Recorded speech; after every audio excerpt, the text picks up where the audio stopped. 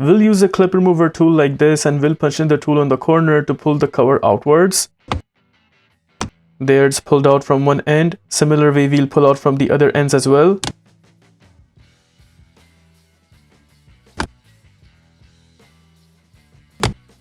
There it is. Once the complete window switch is pulled out, notice from behind there are two plugs, one right here and the other one right there. To take out the bigger plug, what we will do is we'll press and hold this tab right here and then pull the plug outwards.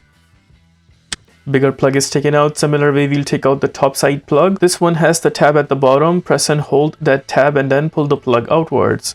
There it is. Once it's taken out, that's how we separate the complete window switch from the door itself. Behind the window switch, notice there are a bunch of screws. In total, there are 4 screws that are supposed to be taken out. We'll be using a Phillips screwdriver to take out all of those 4 screws one by one. Here's the first screw taken out. Then at the bottom, we'll take out the second screw.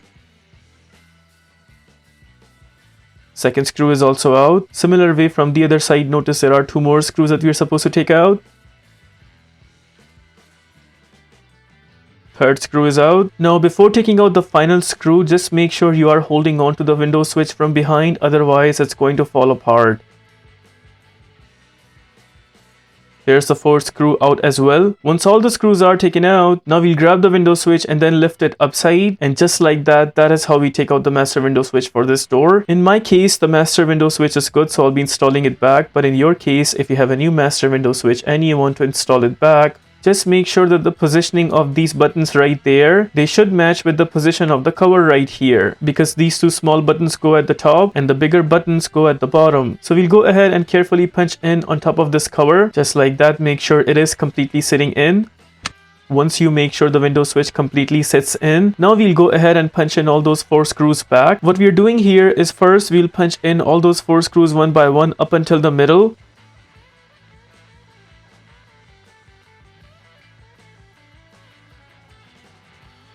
Once all the 4 screws are in their position up until the middle, only then we'll go ahead and tighten them up until the very end. First screw is tight. Second screw is also tight.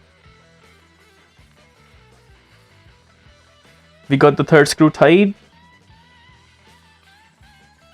And the fourth screw is also tight as well. Once all the screws are tight, now we'll just make sure if it's shaking, and it's not, which is perfectly fine. Now we'll go ahead and punch in this back where we took it out from. We'll go ahead and punch in the bigger plug, which is right there. Make sure the tab side of the plug stays at the top while installing the plug. Then we'll go ahead to punch in the plug and press it down until we hear a clicking sound. First plug is in. Now we'll go ahead and punch in the second plug. For this plug, just make sure the tab side is at the bottom, and then we will press in the plug until we hear a clicking sound. Just like that, the plug is also in. Now it's time to completely punch in the master window switch. Notice on the edges there are some tabs, 1, 2, 3, and maybe the 4th one here. So all these tabs are supposed to go into these 2 positions right there. We'll go ahead and carefully punch in the master window switch. Just make sure the window switch is all the way down. Once in position, then we will just press it down until it goes completely in.